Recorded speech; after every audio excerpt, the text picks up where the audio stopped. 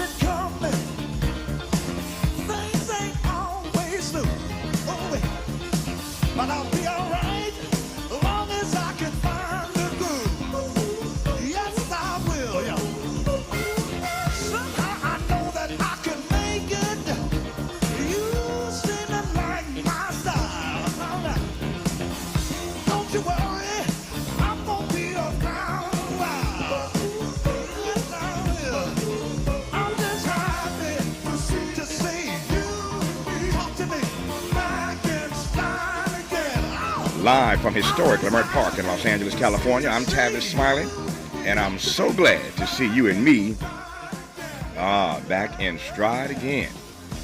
Before we get started with today's show, let me invite you to follow me on Facebook and Instagram at The Real Tavis Smiley and get updates on X, that's formerly Twitter, at Tavis Smiley.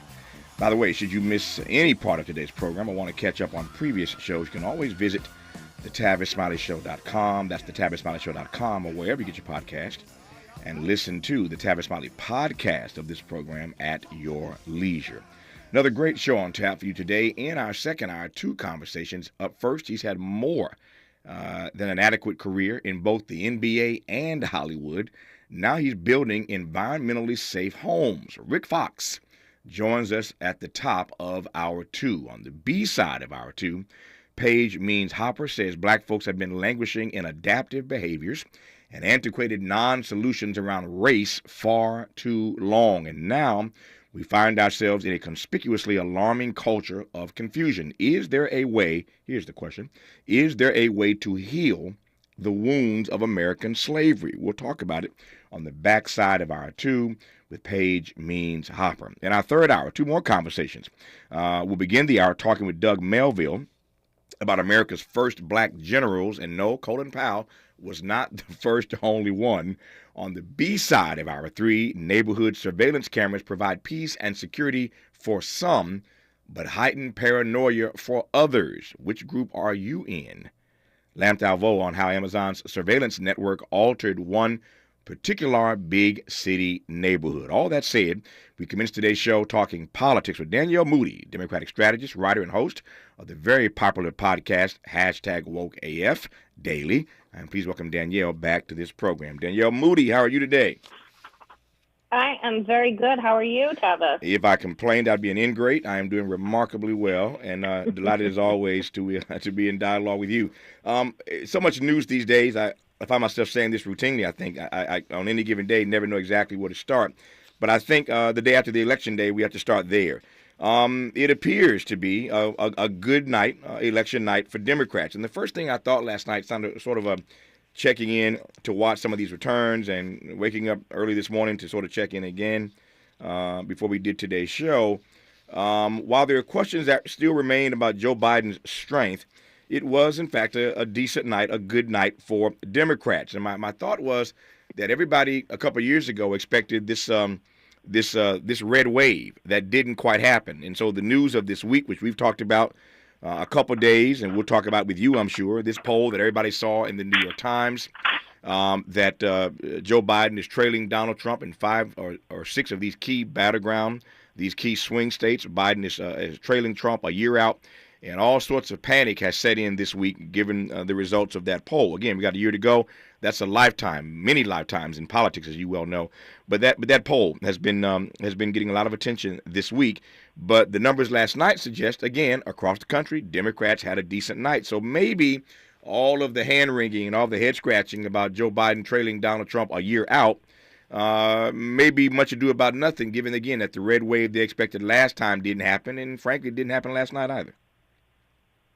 And I think that that's right, Tavis. And what I have been, telling my own listeners is that paying attention to polls 12 months out is essentially like looking at your horoscope, right? It provides you with some general understanding of maybe how the day will go, but it is not prescriptive, right?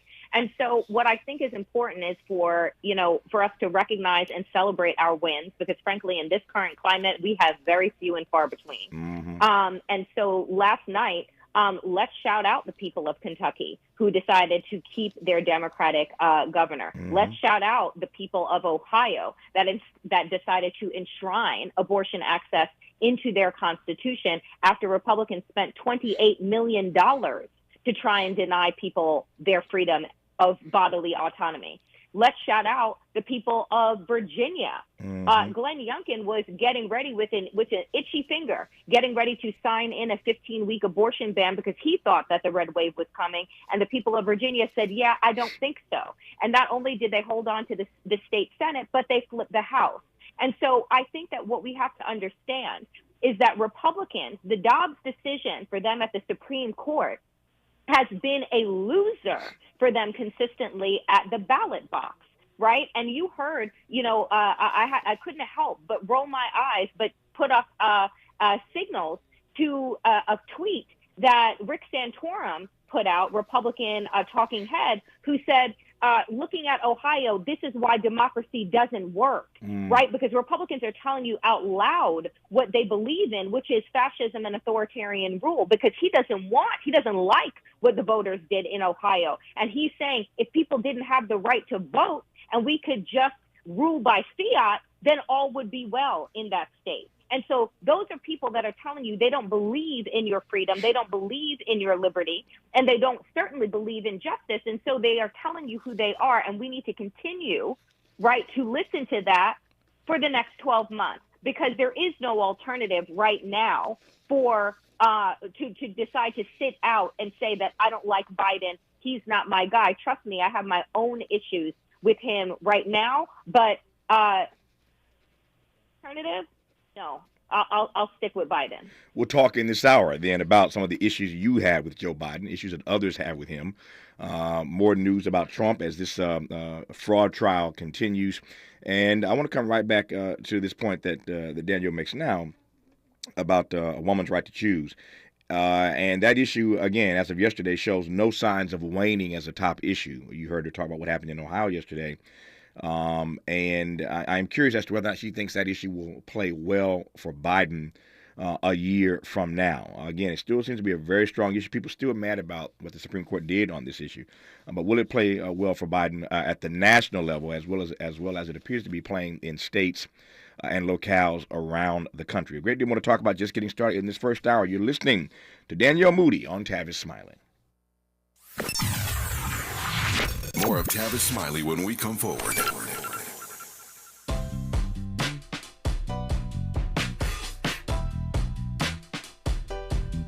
Escalade IQ. This the intro to the all-electric Cadillac perfected like Zoom. And on a full charge, you get 450 miles without the stop. Haiku. This is what I do. Daddy fat intellect since 92. Linked all the way back, panoramic roof. Come with 24-inch rim standard. Ooh, why? Shawty don't kill him. Cadillac diamond in the back, cold chillin'. And when I'm on attack, on the track is no ceiling. Sky's the limit. You hear me? You hear me? Straight drop, no parachutes. Lay lines like a longitude and latitude. Feel it, beloved, clearly we're hustling. Bussin', truckin'. Cadillac. For more on the Escalade IQ, visit Cadillac.com. Available late 2024. GM estimate 450-mile range on a full charge based on development testing and/or analytical projection. Consistent with NCHA 1634 revision 2017 MCT. Range subject to change prior to production. Annual rates may vary based on service factors, including ambience temperature, terrain, battery age, and condition loading, and how you use and maintain your vehicle. KBLA Talk 1580. We've got a lot to talk about. Hi, Maisha Cairo here, KBLA, live at Chase Bank on Crenshaw and Vernon for the In This Together tour with female business owners, a day of empowerment, community panels, and best of all, tips on building business from marketing to capital. I was able to speak with Kate Luzio, former banking executive and now owner of Luminary, who partnered with Chase for this tour. She makes it her business to build community for business owners. Yes, so I was a banker for 20 years before I decided to become an entrepreneur. 7 of those years were actually at JP Morgan Chase. One of the biggest things that I had going into my entrepreneurial journey was a big background in banking. So what advice are you giving business owners looking for financial backing today? So Chase brings in so much knowledge and the opportunity to understand what financial tools are out there for business owners to build, grow, and scale their business. A lot of business owners will say, well, I need to get a loan immediately. Well, you wouldn't just lend money to your friend if you didn't know why they needed it. I tell every business owner, you need a business plan, you need financial projections, you need a banker.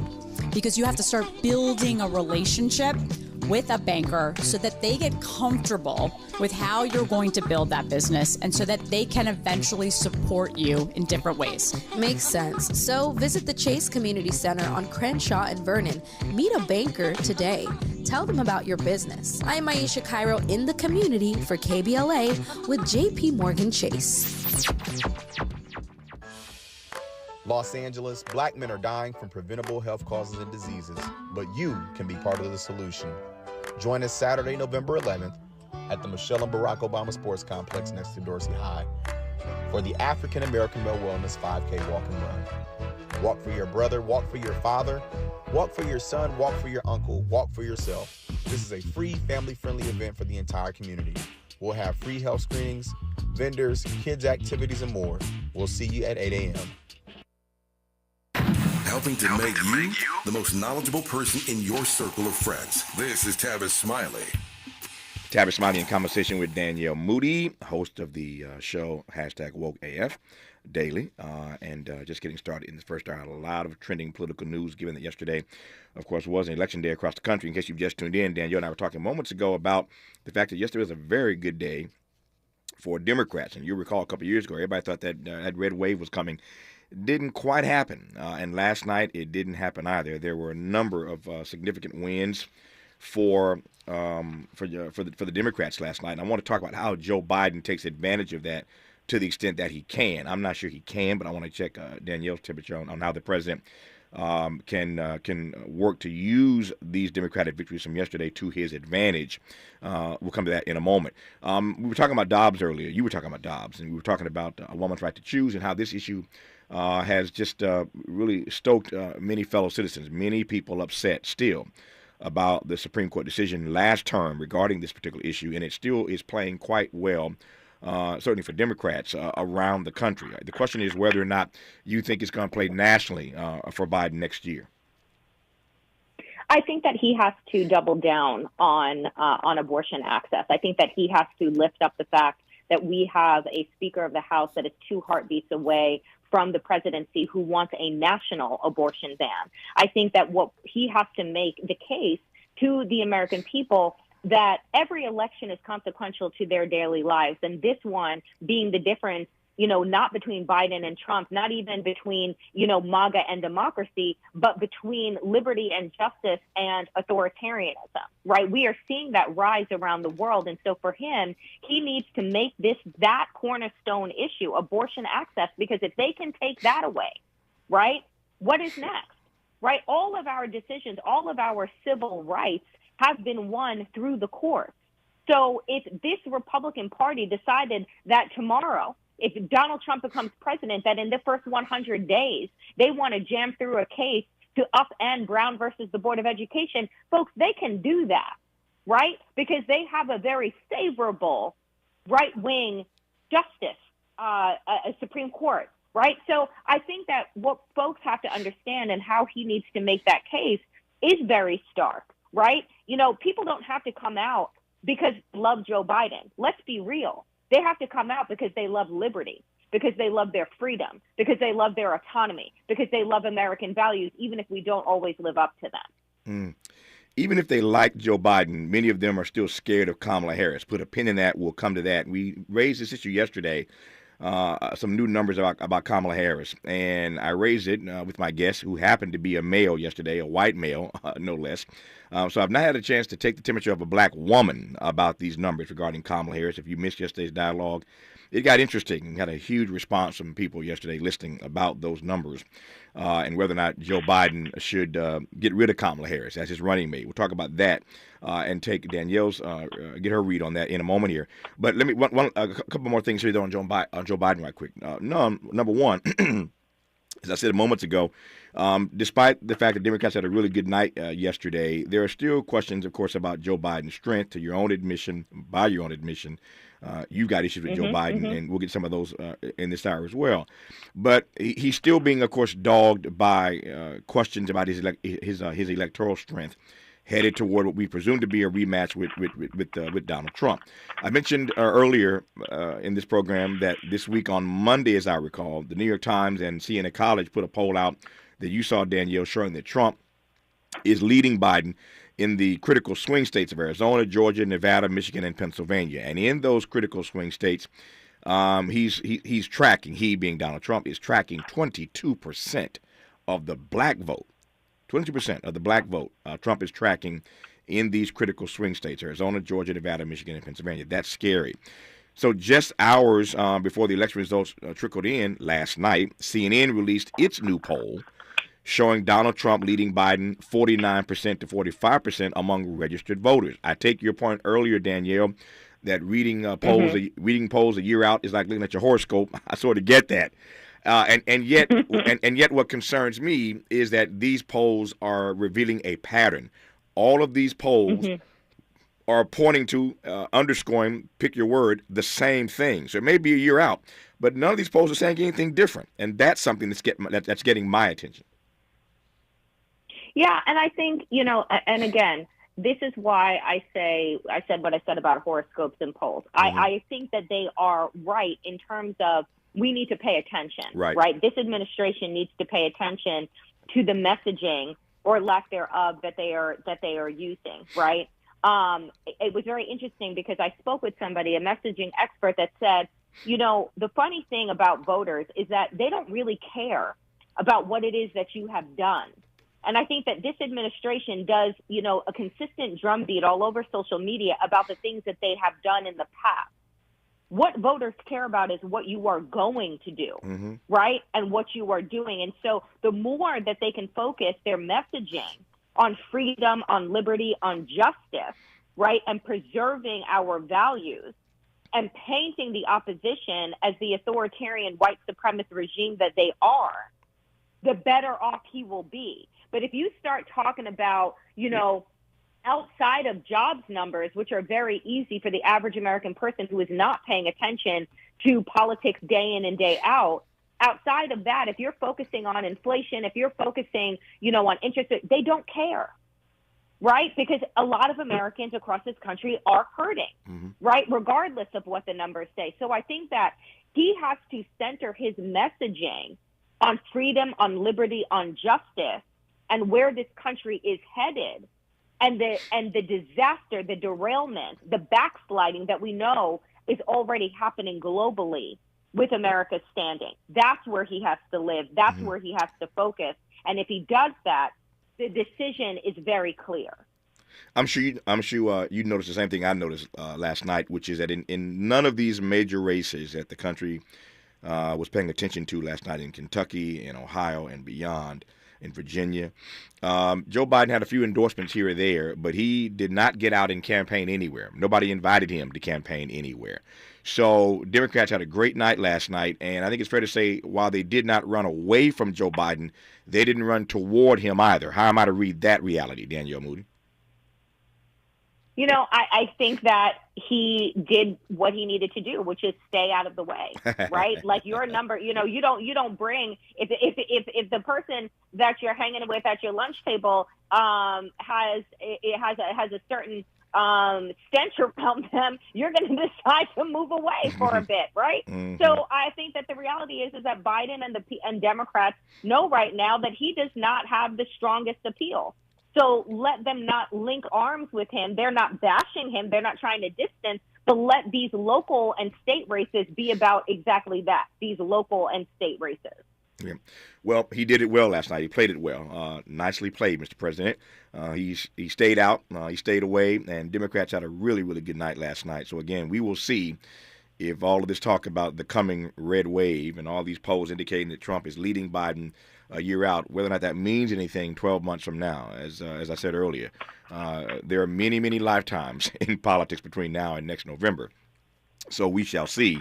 But it is concerning to me that all these polls continue to say the same thing. And as we get closer, if the takeaway from these polls continue again to point to a pattern, Danielle's right. The White House has to pay attention. The Biden team has to pay attention. Now, the one thing this poll pointed out earlier this week, the New York Times Siena College poll, in case you didn't hear our show on Monday when it came out, is that if Donald Trump is in fact convicted, these numbers all start to shift.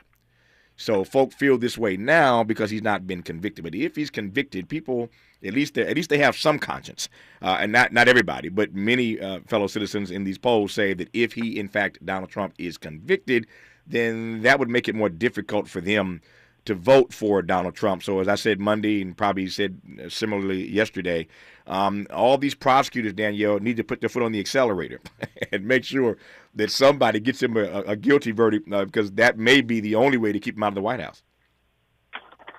I mean, look, the reality here, too, is that Donald Trump's lawyers know that. It's why they are gumming up the works every single step that they take, right? It's why you're seeing this circus and fiasco take place right now in New York. I think that if we put too much weight on a conviction a year from now, then that is going to take the responsibility off of the Biden administration to make their case, right? We know who Donald Trump is. So the Biden administration needs to make that case of who they are, because we can't just wait, because justice, we know, rolls pretty slow, okay? Pretty much like molasses moving backwards on top of a slaw. And so at this point, thinking that we are going to see Donald Trump convicted of anything and understanding his ability to appeal, come on, right? We cannot put all of our eggs in that basket, unfortunately. It says something to me. I hadn't said this publicly, but it just occurs to me now in our dialogue, Danielle, that if the only thing that you can rely on to beat Donald Trump, as evidenced by what these polls are telling us at least, is that he's going to get convicted, that's a little scary. That you can't outright beat him on the issue. You can't beat him in a head-to-head. So your Hail Mary, as it were, is for him to get convicted. But what does that say about Biden, or about the Biden team, or about Democrats, or about the nation writ large? That the only way it appears at the moment to stop him from getting back to the White House is to convict him. Yeah, I mean, I think that's why I think that is terrifying, right? We have to understand that we have lost 25 to 30% of this country. They are not coming back. But that is not the majority of who this country is. They are just a very loud, strategic minority. And so if the Biden administration wants to win, and not just win in terms of let me hold on to another 4 years and my legacy, but to win in terms of the American people understanding that democracy is a very fickle thing, and that if we are not paying attention, if we are not constantly vigilant, right, if we are not holding our elected officials accountable, then we are one election away in an authoritarian regime every single election cycle. So we cannot just say, oh, well, Donald Trump will be convicted and then all will be well, because what we are seeing, Tavis, is the fact that the MAGA poison, this cancer, has moved and spread well beyond Donald Trump. Donald Trump out. You got Mike Johnson, Glenn Youngkin, DeSantis. You have all of these people with the same ideology and a lot more strategic thinking. Same outcome. I'm wondering whether or not there is a way, and if so, how the Biden team, we said earlier they were smart enough to stay out of it. Democrats had a great night last night. Is there a way for him to use these stellar results from yesterday, these Democratic victories, to his advantage at this point? Yes, and I think that we've seen that. I mean, my inbox was full last night with donations and talking about, with requests for donations and, and talking about democracy has spoken, the people have spoken. from the Biden team.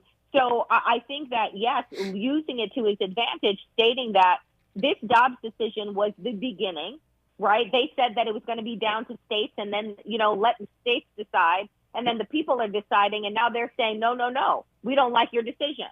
So if they can do it with this, they will do it with everything else that has been hard fought and won over the last 60 years. And so that's how you use it to your advantage. You say that this is a bellwether. This is a signal of where the American people are and where we need to be, and you double and triple down on it. Let me share some numbers with you about Kamala Harris, and then we'll get Danielle Moody's reaction to it when we come forward. But there are a lot of people who aren't just concerned about Joe Biden's age and his fragile nature. I'll put it that way. It's not just that he's old. There are a lot of old folk I like to say who are chronologically gifted, who are still very virile and move and think and have energy. So it's not just about the numbers, not just because you're old, but he's fragile and he's delicate when you see him move and hear him talk and et cetera, et cetera. So it's not just the age, it's that he appears not to be on top of his game. So there are a lot of folk concerned that if, in fact, God forbid, Joe Biden were to win and die in office, Kamala Harris becomes the president. And there are a lot of folk, the polls continue to indicate, who are concerned about that. I wonder whether or not if Joe Biden had a different running mate, people would be less concerned about his age if they knew, again, that somebody in the number 2 slot would be someone other than the person there now, Kamala Harris. And I'm not making a statement about that. I'm just asking questions whether or not he might have stronger numbers if they weren't so concerned about his number 2. Here are the numbers right quick. These are Kamala Harris's net favorability numbers versus past vice presidents. Favorability compared to other vice presidents. I laid this out yesterday, but I didn't get a chance to talk to a black woman about it. So that's why I'm raising it now to get Danielle's take on it. She's 11 points under Mike Pence on favorability. 11 points, a negative 11 to Mike Pence, a negative 12.7 to Joe Biden, a negative 31 to Dick Cheney. Negative 31 to Dick Cheney. That's crazy. And a negative 44.9, basically a negative 50 to Al Gore. Negative 11 to Mike Pence, negative 12.7 to Joe Biden, negative 31 to Darth Vader, Dick Cheney, and a negative 44.9 to Al Gore. Those numbers are stunning to me. So there are a lot of concern. There is a lot of concern about her still being number 2 on this ticket. We'll get Danielle's read on that when we come forward. You're listening to Tavis Smiley. You're listening to Tavis Smiley. Ranked number 45 on the Heavy 100 list of the 100 most important radio talk show hosts in America.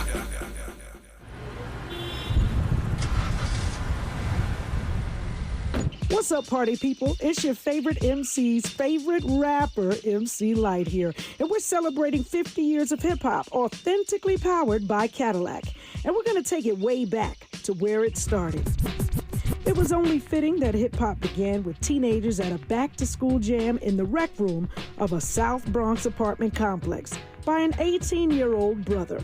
By the way, I'm also sure he had a Cadillac parked outside. He noticed the energy on the dance floor when he switched between 2 turntables, extending the beats, repeating the breaks, and never losing the rhythms. And that was the birth of hip-hop. And from that moment, it took off. For more on how Cadillac is celebrating hip-hop's 50th, visit Cadillac.com/audacity. I'm Mike Moore. Now here's the latest from the Black Information Network. Attorneys representing the 2 remaining survivors of the 1921 Tulsa Race Massacre have filed a final brief asking the state Supreme Court to reverse a Tulsa County judge's decision in July to dismiss their reparations lawsuit. Attorney Demario Solomon Simmons says 109-year-old Viola Fletcher and 108-year-old Leslie Benningfield Randall deserve their day in court. Ohio is now the 24th state to legalize recreational marijuana. Last night, voters passed Issue 2, allowing adults 21 and over to purchase and possess up to 2.5 ounces of marijuana and to grow cannabis plants in their own home. While it was successfully passed, Issue 2 is state law, not a constitutional amendment. And that's the latest. I'm Mike Moore from your 24/7 news source, the Black Information Network and BINnews.com. Hi, I'm Kyle at Blindster.com. Since 2010, Blindster has sold millions of custom blinds, shades, and shutters to satisfied customers across the country with 20,000 5-star reviews and an A-plus rating from the Better Business Bureau. Custom blinds at low prices and free shipping. Blindster.com. This is the KBLA Sports Minute with Ray Richardson. LeBron has a rematch tonight in Houston with Dylan the Villain Brooks. Brooks signed with Houston in the summer after Memphis let him go. Brooks called LeBron old during their playoff series last season. He was ejected in Game 3 for hitting LeBron below the belt. Brooks is already talking smack. He said he's ready to lock up LeBron. 5 p.m. tip-off. The Clippers are at Brooklyn tonight. Second game for James Harden with the Clippers, 4:30 tip. Virginia Union will play Winston-Salem State in the NBA's HBCU Classic during All-Star Weekend in Indianapolis. The game will be Saturday, February 17th. TNT and ESPN2 will have live coverage. The Rams signed veteran quarterback Carson Wentz, a first-round pick in the 2016 draft. The Rams need a backup quarterback after releasing Brett Ripien on Tuesday. No debates, no speculation, just the info you need. That's your KBLA Sports Minute. I'm Ray Richardson on KBLA Talk 1580.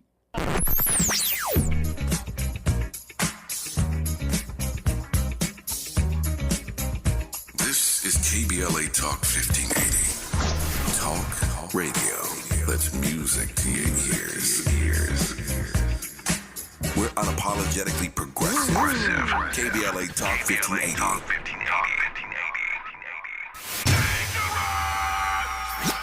Environmental justice, pollution, and climate. In Los Angeles and across America, people of color are suffering and dying from disproportionate health impacts on a planet that has less than 10 years to prevent irreversible damage. Heat illnesses, respiratory illnesses, water-related illnesses, food system impacts, insect-related diseases, black maternal health, and mental health effects. As the impacts of climate change mount, millions of vulnerable people, our people, are going to bear the brunt of these extreme environmental events, which will likely lead to forced displacement, loss of cultural identity, and other related risks. These realities are as real as rain.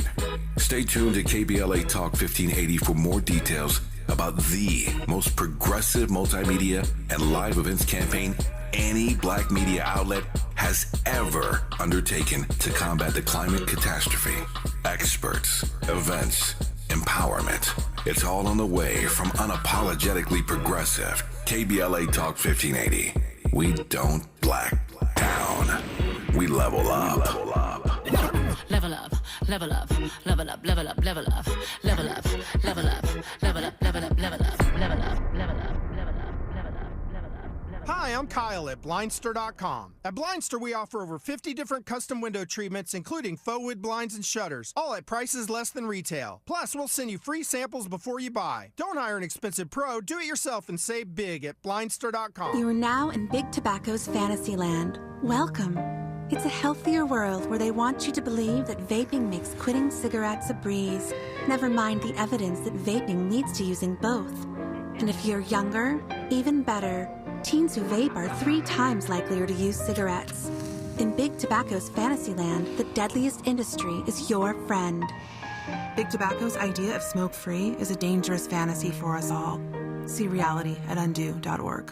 This open enrollment season, LA Care Covered is offering health plans starting at $0 a month. Each plan provides benefits including $0 preventive services, 24/7 telehealth services, around-the-clock nurse advice lines, walk-in minute clinics, and more. Shop and compare premium silver plans with $0 deductibles to help meet your health goals. Ready to shop? Visit us online at lacarecovered.org for a commitment-free instant quote or speak with us directly at 855-222-4239. LA Care Covered, your affordable path to wellness. Made fresh daily in Leimert Park, Los Angeles, California. You're listening to Tavis Smiley.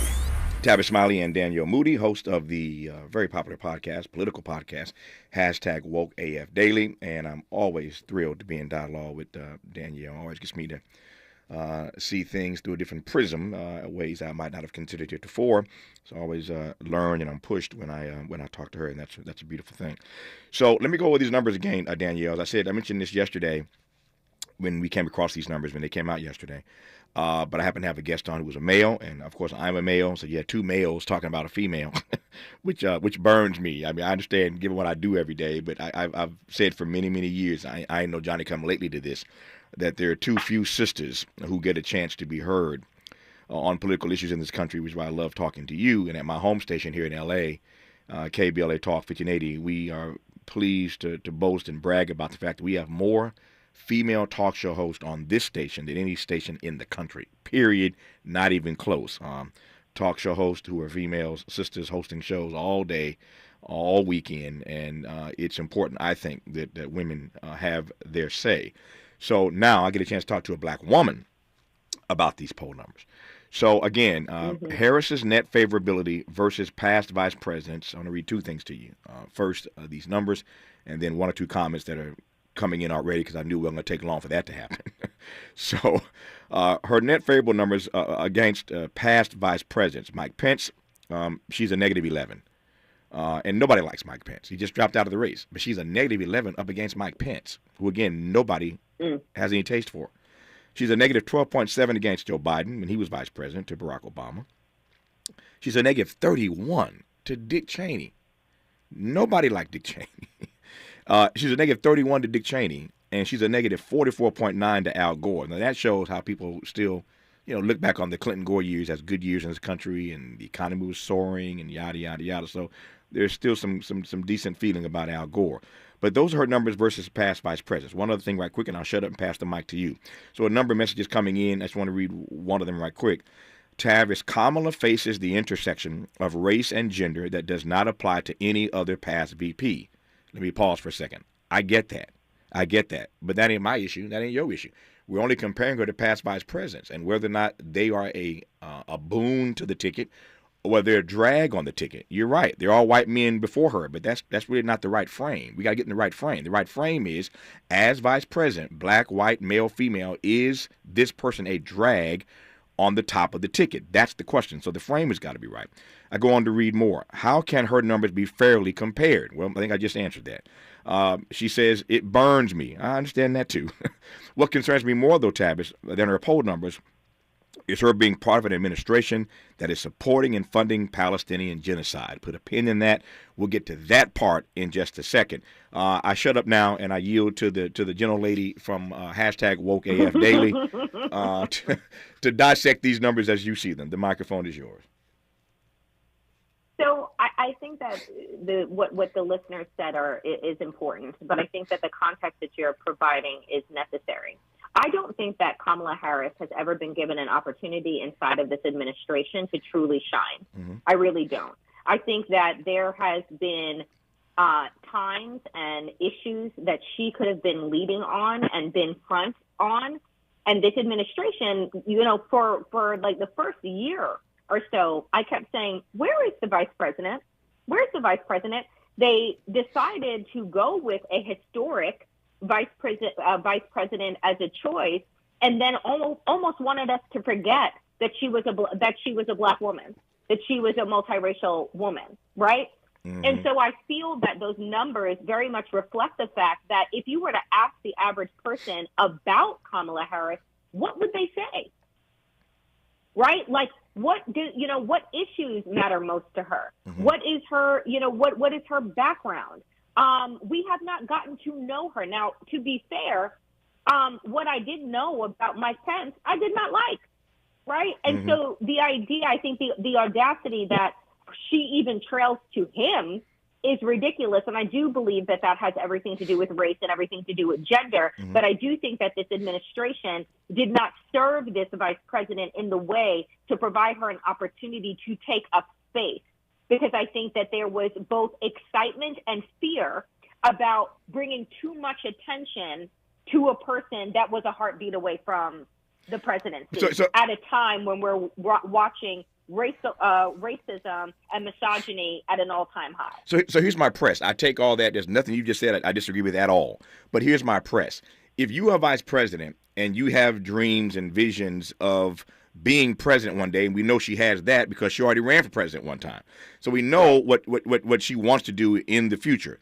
So the administration the Biden team may treat you one way or maltreat you one way, but at what point do you exercise your agency to step in and to make sure that you are fashioning and controlling and advancing your image the way you want to, knowing what you want to do in the future? And I'm not saying buck up against the administration. I'm saying Kamala's reading the same stuff that we're reading. She knows how folk perceive her. She knows that she is a drag on this ticket right now.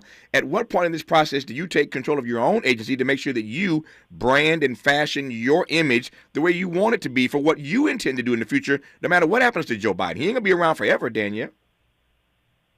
I mean, that's true, but I think that we also have to understand that you serve at the pleasure of the president. And if the president is not giving you, right, and that office is not giving you a green light to be able to carve out that space, and they're telling you to be to the side, but all the way to the side so that we don't even know that you're on the stage, unless it's for a ceremonial act, that's where the problem is. We've never had a vice president that moved outside of the president's shadow. But Biden, the only time that we've actually seen true partnership right, with a president and vice president is with Biden and Obama and with Gore and Clinton. Well, that's the point. That's the point I was about to make. So you're telling me one of two things. If Biden did it with Obama and Gore did it with Clinton, and I would add one other thing, I think you're missing this one. Absolutely, Dick Cheney did it with George W. Bush. Many would argue that Cheney ran the White House more so than George Bush did. Yes. As you recall, he was in charge of the transition team. I mean, he was in charge of picking the vice president, the running mate, and he picked himself. You remember that? He picked himself to be the running mate. So the point is that Cheney did it with Bush, Gore did it with Clinton, and Biden did it with Obama. So I ain't got but two choices here. Either you're telling me that Joe Biden picked her, but he ain't really fond of her, and he's hiding her in the closet somewhere, so it's all on him, or you're telling me that she hasn't exercised her agency, as did Biden, Cheney, and Gore. Which one is it? I mean, but that is the thing, right? Because I don't know which one it is. I don't know if he, you know what I'm saying? Like, yeah. I don't know if he picked her, right? To as window dressing, or if he actually liked her and believed that she was going to be his partner, right, in this process of rebuilding America after the disastrous Trump administration. And so what it looks like, based on those numbers and her lack of visibility, is the fact that she was indeed, to some extent, window dressing. I think that there's an opportunity with this 2024 campaign to reset the table. Right? Like you can decide to make a change, not with a candidate, but with the narrative. And I think that there is room to do that. So Danielle says not with a candidate. I want to probe that when we come forward. And I am not naive. I do not believe at this point, I don't believe that Joe Biden is going to change his running mate. But there are a whole lot of folk in his ear, and a lot of folk in Washington, and polls and studies and other numbers that indicate that she's dragging this ticket. So here's the question. What would, in fact, happen if Joe Biden chose someone other than Kamala Harris? What would happen? I know the obvious answer, that some black folk get upset, and black women would be upset, and black women are the backbone of the Democratic Party. I hear that argument. I get it. I understand that. The question for me, which I think I raised yesterday, is if he did that and replaced her with another black woman, or just anyone else for that matter, the question for black people then, including black women, is do you love Kamala Harris more than you hate Donald Trump? Because Biden still got the argument that I made a change. I'm entitled to do that. And I think this is better for the country and better for my ticket and better for my reelection effort. And ultimately, the goal is to make sure that we defeat Donald Trump. So black folk would then be faced with that question. Do you love Kamala Harris more than you hate Donald Trump? And I don't know the answer to that question, but we'll see what Danielle Moody has to say about it when we come forward on Tavis Smiley. Seeking the truth, speaking the truth. This is the Tavis Smiley Show. What is dedication? My biggest fear in the middle of my addiction was that my kids wouldn't have a father. And I started thinking, you know what? This isn't my story. I definitely had to become a better man to be a better father. It's important to me that my kids are empowered and truly believe that if they can think it, they can do it. That's dedication. Visit fatherhood.gov to hear more. Brought to you by the U.S. Department of Health and Human Services and the Ad Council. Joey from Vermont, a farmer trying to get through the winter. Adriana from South Carolina, a single mother living paycheck to paycheck. Liam from Ohio, an injured father struggling to provide for his family. Hi, I'm Shanola Hampton, and I support the Feeding America network of food banks because they help provide over 6 billion meals to people in need each year.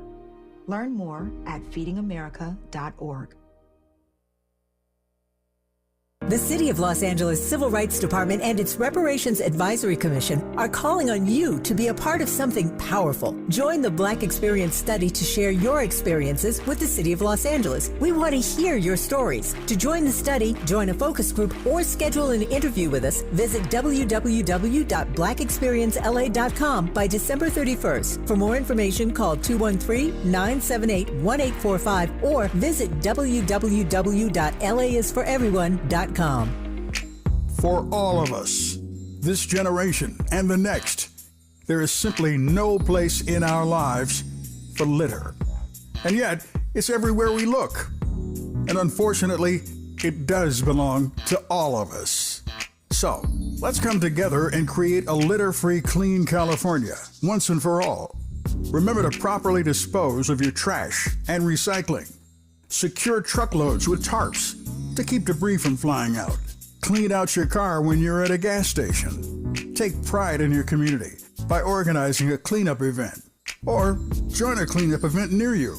Zero litter is the goal. Join us at cleanca.com. That's cleanca.com. Let's do it. Together. Brought to you by Caltrans. cleanca.com.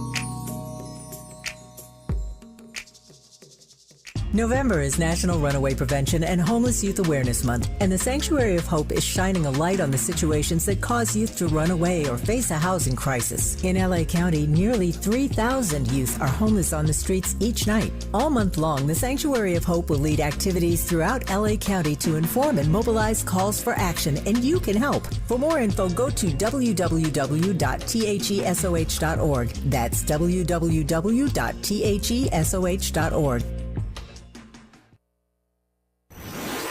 Let's get back to more of this rich dialogue with Tavis Smiley. All right, Danielle Moody, as difficult as it might be for some to even stomach this conversation, I can assure you, because this is how campaigns work, and you know that because you've been there, I can assure you that the Biden team, somewhere in a dark basement somewhere, is having this conversation. And they're looking at poll numbers. They're looking at poll numbers as to whether or not she's a drag on the ticket, the concerns that people have that if he dies, God forbid, she's going to take over. And there's not a lot of confidence in that. But they're also looking at poll numbers as to what would happen, certainly with the black vote, if they made that move. What price would they pay for that? And they're looking at numbers and trying to assess whether or not they could overcome that. Now, they'll deny this all day long. She's my partner. She's my running mate. I'm going with her. And I'm not saying in the end he won't keep Kamala Harris. But I'm telling you, and you know this, they're having these conversations. Mm-hmm. They're looking at these numbers. So my question to you is, what would happen if they made that bold, brazen move? I mean, it would. The move would be absolutely bold and brazen, and it would honestly really depend on who they would swap out for. Yeah. You know, and it would have to be some. It would. You know how when politicians decide to leave office, they say, "I'm going to spend more time with my family." They all say I'm that. going to do this, or So lack of that or some major catastrophe, disease, or what have you. I don't know who you could slot in a year out from the election that would be like the bump that you would expect or need, right? Without people just losing faith in the administration altogether. Mm-hmm. Yeah, I'm thinking about that. I think there's some names out there that people wouldn't be too troubled by. But at the end of the day, how do you think that move would cut with black people, black women in particular? Unless it was another black woman, I don't think that it would bode well. Yeah. Nope. Because, like I said earlier, you didn't set her up for success, which many black women in this country understand in their own workplaces. And then all of a sudden now it's my fault that the ticket isn't doing well. So I don't think that would bode well. Yeah. All right. Let me move from that to the a comment that you made earlier. I was talking about Joe Biden, and you were saying, you know what? I've got some issues with him. When we come forward, I want to hear what your issues are with him, Joe Biden. You're listening to Danielle Moody on Tavis Smiley. Hope, agency, dignity. This is Tavis Smiley.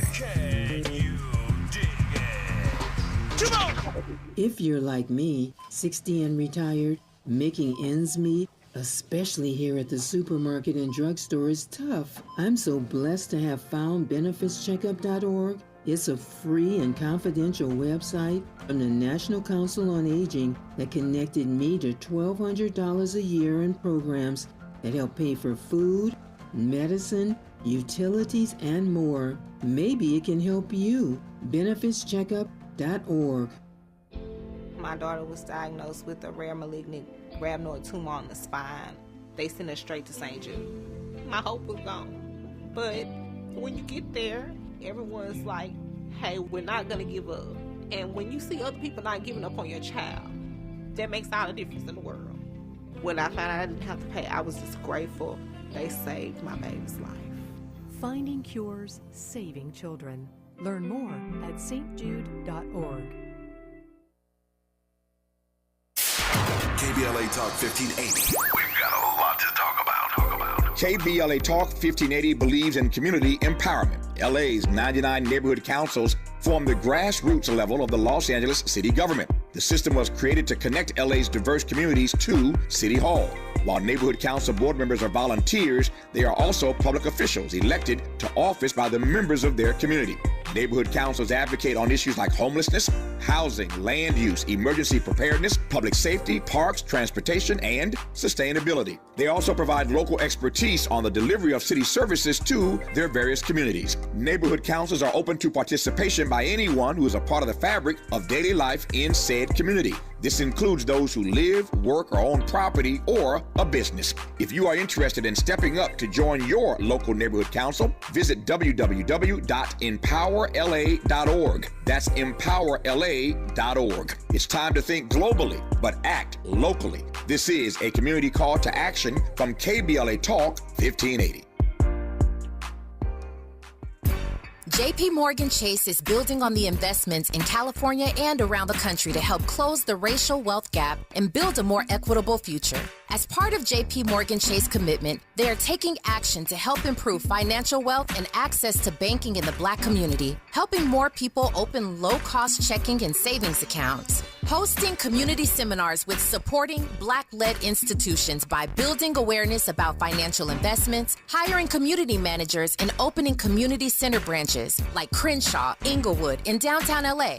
Visit today, jpmorganchase.com/racial equity. Again, jpmorganchase.com/racial equity. Get the tools to help reach your financial goals. Visit today, jpmorganchase.com/racial equity. Again, jpmorganchase.com/racial equity.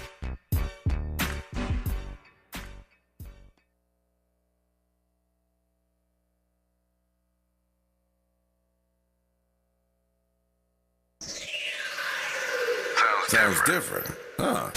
This is Tavis Smiley. A few minutes left here in conversation with Danielle Moody, host of hashtag WokeAF Daily. Danielle, just a few minutes left here. You said earlier that you got some issues with Joe Biden. I'm just curious as to what those issues are. I think that for too long we have allowed our president, regardless of party, to give billions of tax dollars of our money to support weapons and militarizing, foreign nations. Mm-hmm. I think that watching in real time our tax dollars go to work to kill thousands of children and try and make an excuse for that, like that war is the only answer, war against civilians that have no access and ability to leave, is wrong. Mm-hmm. And watching it with our own eyes, seeing it in real time, this is the first time that we're watching war in real time. You can't tell us not to believe our lying eyes and to believe the words that are coming out of your mouth. Mm. What do you make of the fact that we're passing off billions of dollars to Israel, and as we're cutting them checks, our Secretary of State went over there and basically got humiliated. BB says, nope, we're not. We hear you, but we're not hearing you, and we're not going to pause. We're not going to stop. We're not going to let you get no hostages out of humanitarian aid in. We're not pausing. We're going in, and we're going in full bore. And by the way, thank you for that check. I mean, how did you read that moment? I mean, I read the moment as in we have set up in a way where you cannot criticize the Israeli government, right? That is not anti-Semitic to criticize a government, right? Just like it's not anti-Chinese, it's not anti-Islam, anti-Islam. If you're arguing against policies that are harming people, right? And so because we've allowed them to be beyond reproach, of course you're going to be made a fool of.